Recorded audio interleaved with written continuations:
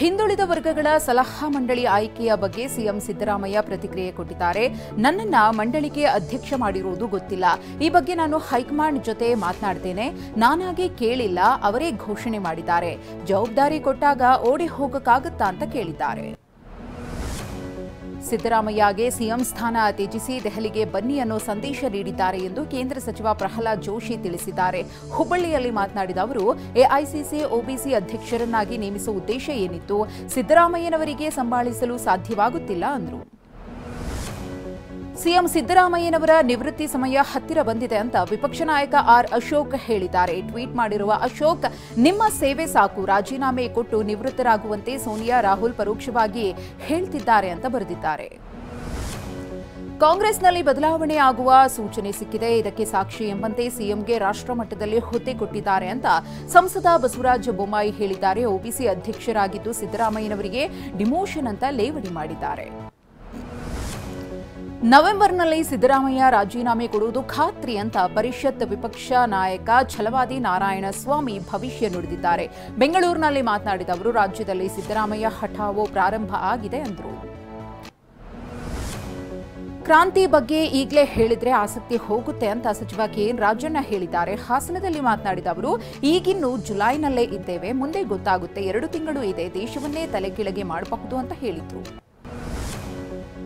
ಚಿಕ್ಕಮಗಳೂರು ಜಿಲ್ಲೆಯಲ್ಲಿ ಹಾರ್ಟ್ ಅಟ್ಯಾಕ್ಗೆ ಇವತ್ತು 2 ಬಲಿಯಾಗಿದ್ದಾರೆ. ಮೂಡಿಗೆರೆ ತಾಲೂಕಿನ ಬೆಳಗೋಡು ಗ್ರಾಮದಲ್ಲಿ 29 ವರ್ಷದ ಮೀನಾಕ್ಷಿ ಹೃದಯಾಘಾತದಿಂದ ಕೊನೆ ಉಸಿರೆಳೆದಿದ್ದಾರೆ.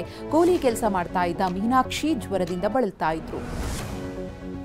ಅಕ್ಕ 3 ದಿನಗಳಿಂದ ಜ್ವರದಿಂದ ಬಳಲ್ತಾ ಇದ್ಲು ಅಂತ ಮೃತ ಮೀನಾಕ್ಷಿ ತಂಗಿ ನೇತ್ರ ಹೇಳಿದ್ದಾರೆ. ಮೊನ್ನೆ ಸ್ವಲ್ಪ ಬಿಪಿ ಲೋ ಆಗಿತ್ತು, ಜೊತೆಗೆ ಎದೆ ಉರಿ ಕಾಣಿಸಿಕೊಂಡಿತ್ತು. ಆಸ್ಪತ್ರೆಗೆ ಕರೆತರುವಷ್ಟರಲ್ಲಿ ಕೊನೆ ಉಸಿರೆಳೆದಿದ್ದಾಳೆ ಅಂತ ಮೀನಾಕ್ಷಿ ತಂಗಿ ಕಣ್ಣೀರು ಇಟ್ಟರು. ಚಿಕ್ಕಮಗಳೂರು ಜಿಲ್ಲೆಯಲ್ಲಿ ಮೂಡಿಗೆರೆ ತಾಲೂಕಿನಲ್ಲಿ ಮತ್ತೊಬ್ಬ ವ್ಯಕ್ತಿ ಹಾರ್ಟ್ ಅಟ್ಯಾಕ್ಗೆ ಬಲಿಯಾಗಿದ್ದಾರೆ. ಹೊಸಳ್ಳಿ ಗ್ರಾಮದ 75 ವರ್ಷದ ಸುಮಿತ್ರೇ ಗೌಡ ಕೂಡ ಇವತ್ತು ಉಸಿರು ಚೆಲ್ಲಿದ್ದಾರೆ. ಮನೆಯಲ್ಲೇ ಕುಸಿದು ಬಿದ್ದು ಮೃತಪಟ್ಟಿದ್ದಾರೆ. ಹಾಸನದಲ್ಲಿ ಹಠಾತ್ ಹೃದಯಾಘಾತಕ್ಕೆ ಮತ್ತೊಂದು ಬಲಿಯಾಗಿದೆ. ಹೊಳೆ ನರಸೀಪುರದ ಕೊಂಗಲಬೀಡು ಗ್ರಾಮದ 44 ವರ್ಷದ ಆನಂದ್ ಹೃದಯಾಘಾತದಿಂದ ಕೊನೆ ಉಸಿರೆಳೆದಿದ್ದಾರೆ.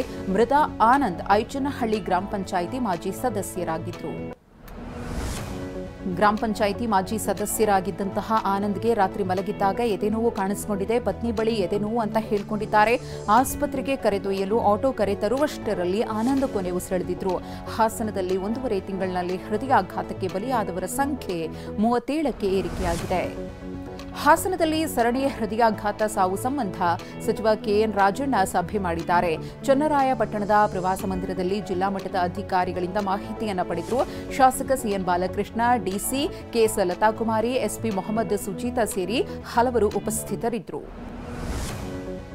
ಗದಗ ತಾಲೂಕಿನ ಕಲ್ಲೂರ ಗ್ರಾಮದಲ್ಲಿ ಸಂಭ್ರಮದಿಂದ ಮೊಹರಂ ಹಬ್ಬವನ್ನು ಆಚರಿಸಲಾಯಿತು. ಮೊಹರಂ ಪದಗಳಿಗೆ ಮಕ್ಕಳು ಮತ್ತು ಯುವಕರು ಕುಣಿದು ಕುಪ್ಪಳಿಸಿದ್ರು. ಅಲೆದೇವರ ಮುಂದೆ ಹುಲಿ ವೇಷಧಾರಿಗಳು ಕುಣಿದು ಹರಕೆ ತೀರಿಸಿದ್ರು.